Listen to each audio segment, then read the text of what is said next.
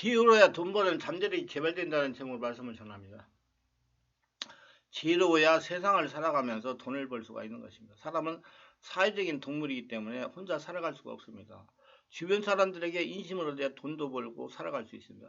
세상 사람들에게 인심을 얻으려면 지혜로워야 됩니다. 지혜로우려면 하나님께 예배하고 기도해야 됩니다. 예배하고 기도할 때 하나님께서 지혜를 주십니다. 지혜란 문제를 해결하는 능력입니다. 지식이 없어도 지혜가 있으면 어려운 문제를 지혜롭게 해결하며 인생을 살아갑니다.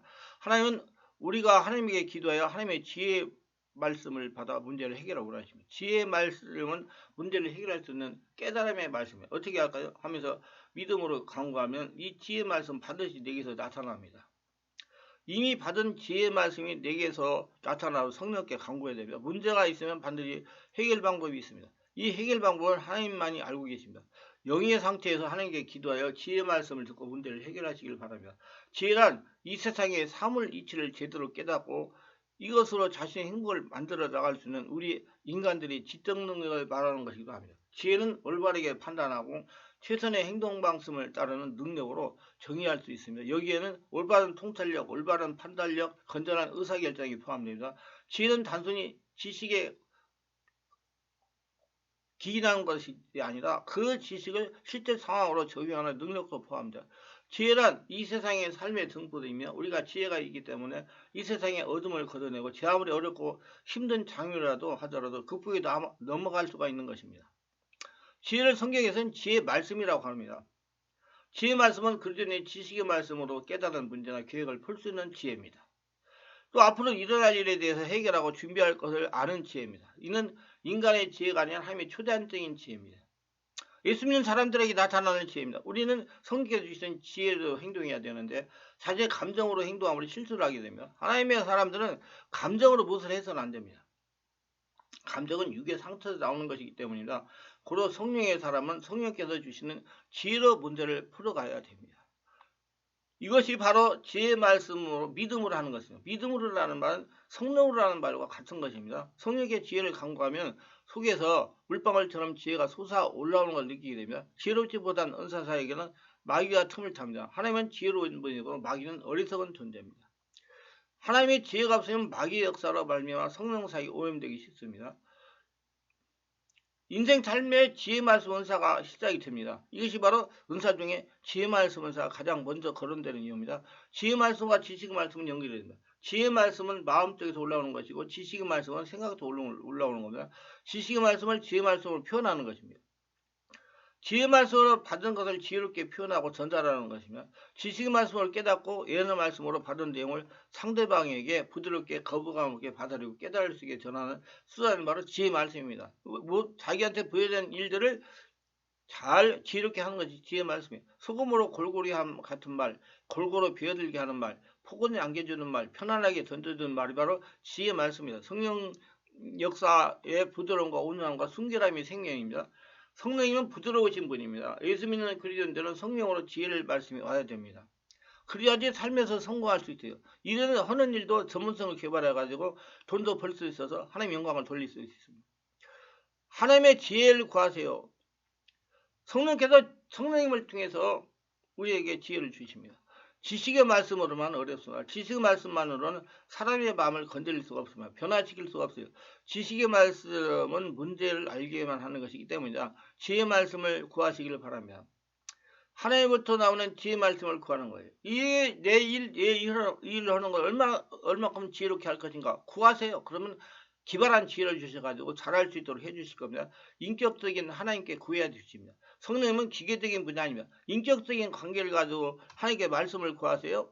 하나님 어떻게 해야 될까요? 하면 구하세요. 지혜로운 자와 동행하면 지혜롭고 라는 말은 하나님과 동행하라는 말씀이요. 하나님께 구하면서 규제하라는 말입니다. 지혜로운 자와 동행하면 지혜롭고 미련한 자와 사귀면 해를 받는 잠언서 13장 20절. 지혜의 말씀은 성령의 초단적 능력으로 한량과 풍파에 대한 특별한 통찰, 상담, 인도를 하게 함으로 삶을 변화시키거나 문제를 해결하는 능력입니다.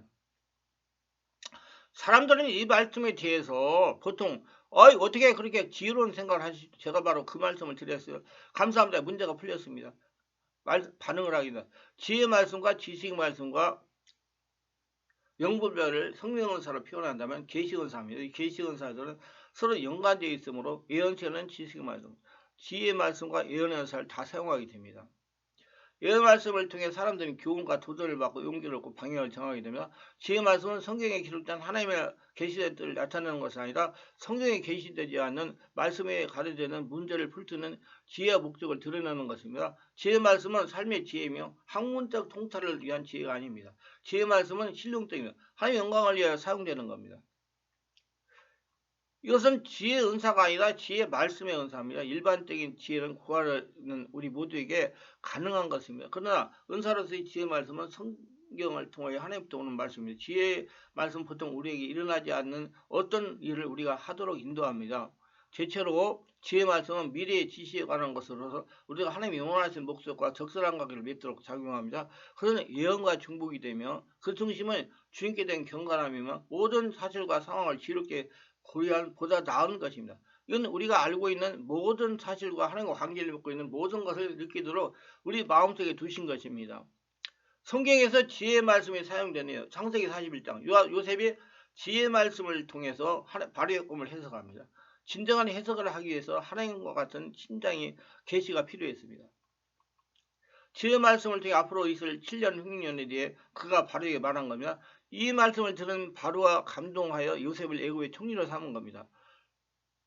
출애기 3장입니다. 이스라엘 백성을 애굽에서 이끌어 인도하면서 많은 상황에서 모세는 지혜의 말씀이 있어야 했습니다. 모세는 하나님의 기도하여 지혜를 구하며 이를 추진했습니다. 하나님은 하나님의 일을 성공적으로 수행하기 위해서 하나님에게 지혜의 말씀을 구하면 알려주십니다. 열왕기상 3장 16, 18절 솔로몬은 지혜의 말씀을 두 여자의 동기를 알았습니다. 어머니는 아이를 사랑하여 아이를 죽이는 것보다 거짓음에게 주기를 원했으며 창세기 6장 14, 18절 노아는 지혜의 말씀을 통해 하나님으로부터 심판을 가족으로 구하기 위해서 배를 만들라는 지시를 받았습니다. 받은 지혜의 말씀을 그대로 순종하여 가족을 구원을 받았습니다.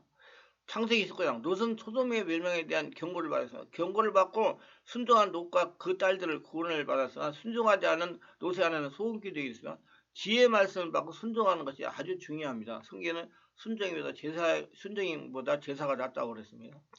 사도행전 27장 21-20 바울은 선원들에게 아무도 죽지 않을 것이라고 선사를 통해 받은 지혜의 말씀을 전합니다. 순종하여 선원들이 죽지 않았고 배도 파산하지 않았습니다. 우리는 어떤 위급한 상황에서 닥치더라도 상황에 당황하지 말고 기도하여 하나님께 지혜를 구해야 됩니다. 하나님은 우리 예수 믿는 그리스도인들을 천국을 향해 가는 향로에 닥치는 모든 문제를 알고 계시고 또한 해결 방법도 미리 준비하셨다고 믿으시길 바랍니다.